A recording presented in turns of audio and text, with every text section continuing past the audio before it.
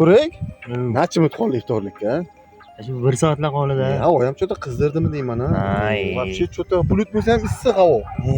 Yomon chanqab ketdim, ey. Bir yaxtakkina bir kolacha, fantacha, bir to'rtta shirinlikchasi bilan iftorga bo'lsa, ha?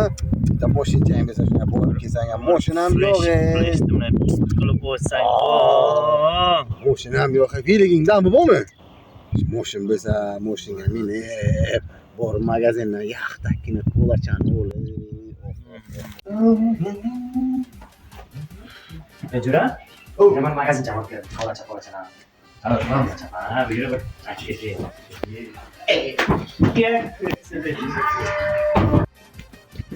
Burada qara, jon, burada qara.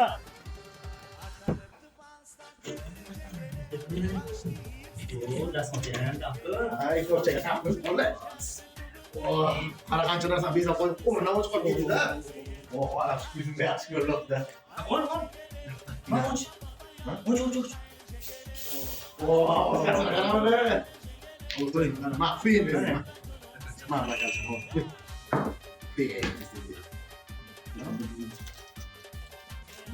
Mashina ketdi. Ya, bu ha, ya.